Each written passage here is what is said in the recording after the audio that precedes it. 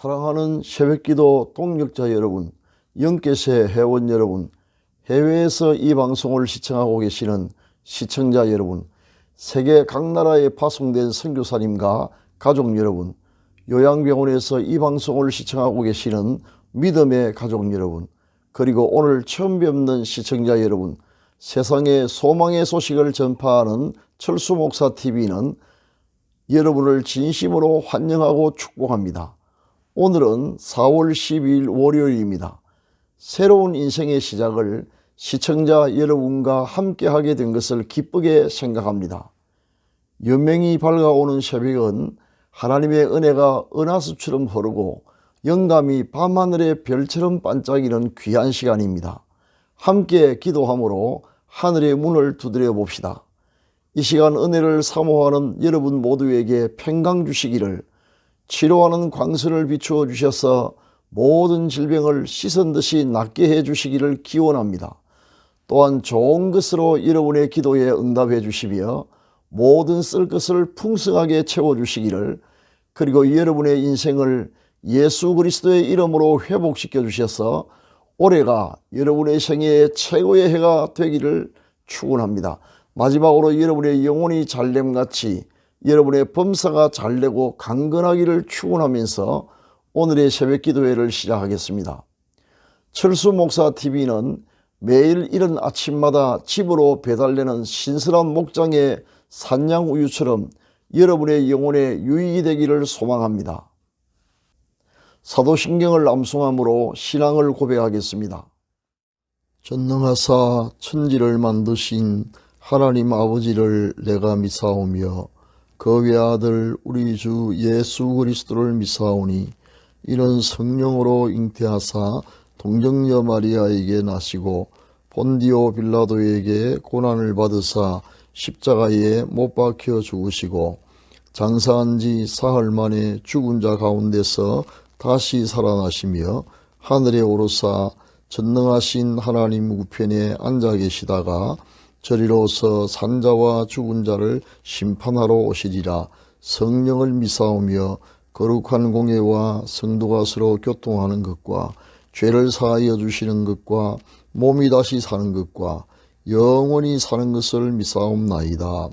아멘. 다 같이 찬송가 337장 내 모든 시험 무거운 짐을 함께 부르겠습니다.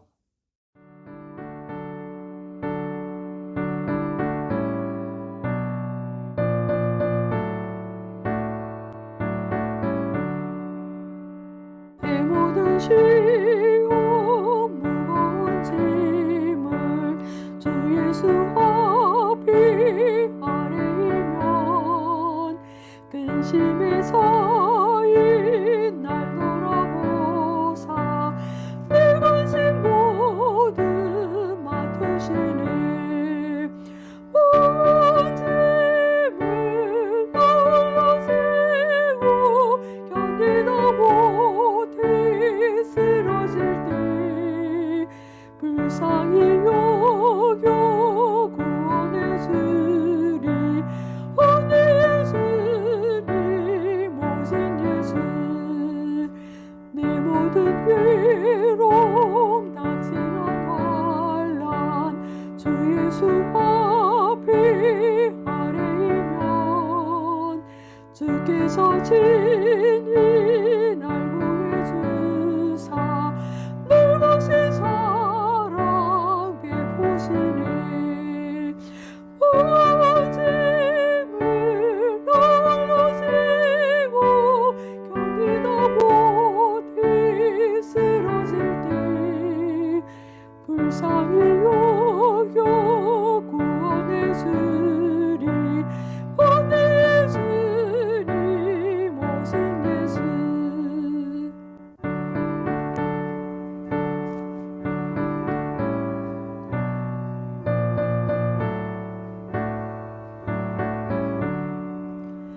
내 짐이 점점 무거워질 때 주 예수 앞이 아래이면 주께서 친히 날 구해 주사 내 대신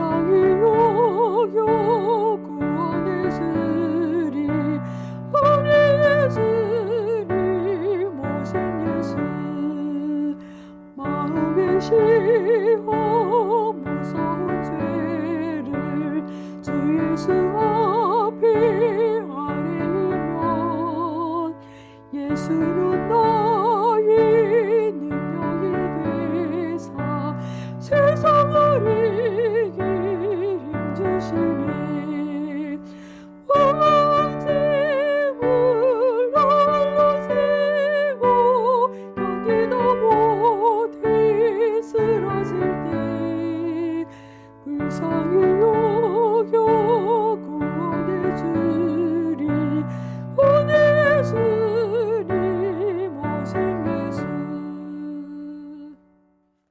지금은 하나님의 말씀인 성경을 한 목소리로 크게 읽는 시간입니다.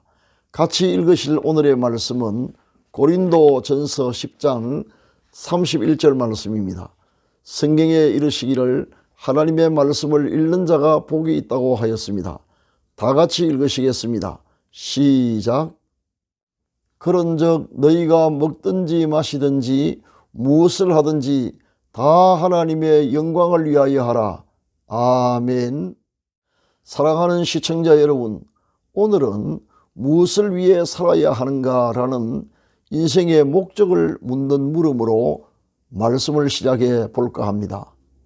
대양에는 수많은 배가 항해를 하고 있습니다. 그 많은 선박 중에서 어떤 배가 가장 불쌍한 배일까요? 예, 그렇습니다. 목적지가 어딘지도 모른 채 운행 중인 배입니다. 만약 여러분이 목적지가 특정되지 않은 채 끝없이 펼쳐진 무궁한 우주를 향해 발사되는 우주선에 탑승을 권유받는다면 혹시 탑승할 의향이 있으신지요? 아마 억만금을 다 준다 해도 자신의 귀중한 생명과 맞바꾸는 이런 어리석은 선택을 하실 분은 아무도 없을 것입니다.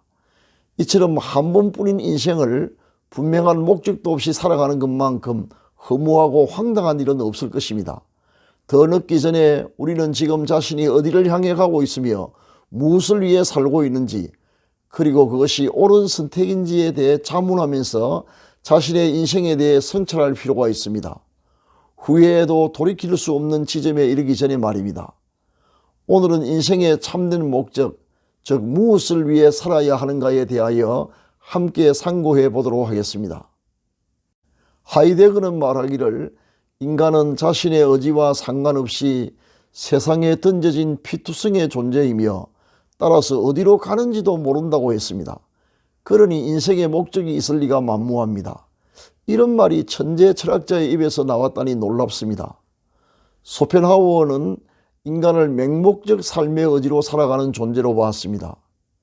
만물의 영장인 인간에게 왜 살아야 하는지 삶에 아무런 목적이 없다는 그의 주장은 참으로 충격 그 자체입니다. 이상과 같이 인생의 목적 자체를 부정하는 사람이 있는가 하면 우리가 수용할 수 없는 목적을 주창한 사람들도 있습니다. 예컨대 니체는 권력의지, 즉 권력 추구를 인생의 목적으로 보았는가 하면 프로이드는 성욕구를 생의 본능으로, 그리고 그것의 충족을 인생의 과제로 보았습니다. 지금까지 말씀드린 이론들은 생의 목적에 대해 인간이 스스로 탐구한 결과라는 공통점을 가지고 있습니다. 그러나 인간이 스스로 존재하는 것이 아니라 하나님의 피조물임을 믿는다면 우리는 우리 삶의 진정한 목적을 자신에게서 찾을 것이 아니라 우리를 창조하신 하나님에게서 찾아야 하는 것이 마땅합니다. 전능하신 하나님은 분명한 목적을 가지고 우리를 만드셨기 때문입니다. 이와 관련된 성경을 몇 곳 인용하겠습니다. 이사야 43장 21절 말씀입니다. 이 백성은 내가 나를 위하여 지었나니 나의 찬송을 부르게 하려 함이니라. 다음은 로마서 11장 36절 현대어 성경입니다. 모든 것은 하나님께로부터 온 것입니다. 모든 것은 그분의 능력에 의해서 살고 모든 것은 그분의 영광을 위해서 존재합니다. 인용한 성경에서 알 수 있는 것처럼 인간을 비롯한 만물이 하나님으로부터 지어졌고 하나님의 능력에 의해서 살고 있으며 이 모든 것은 오직 하나님의 영광을 위해 존재합니다. 사람과 만물을 지으신 하나님은 모든 것을 자기의 영광을 위하여 창조하신 것입니다. 따라서 바울 사도는 하나님의 영광을 위해 지음을 받은 우리가 어떻게 살아야 하는가를 고린도전서 10장 31절에서 다음과 같이 말씀하고 있습니다. 그런즉 너희가 먹든지 마시든지 무엇을 하든지 다 하나님의 영광을 위하여 하라. 아멘. 이처럼 바울은 우리가 먹고 마시는 것과 같은 생존을 위한 작은 일로부터 시작하여 모든 일에 이르기까지 오직 하나님의 영광을 위하여 살 것을 권면하고 있습니다. 하나님을 알기까지 우리는 목적도 없이 살았습니다. 세상에서 방황하는 삶을 살았으며 소망도 없이 살았습니다. 그러나 십자가의 은혜로 구원을 받고 이제는 우리가 왜 살아야 하는지를 알게 되었습니다. 세상에서 더 이상 방황하지 않게 되었으며 참된 소망을 마음에 품고 살게 되었습니다. 만약 우리가 하나님의 영광을 위해 산다면 인생의 본분을 다하는 것이며 하나님께서 기뻐하실 것입니다. 그리고 그 목적에 부합하는 삶을 살 때 우리에게 모든 좋은 것을 주실 것입니다.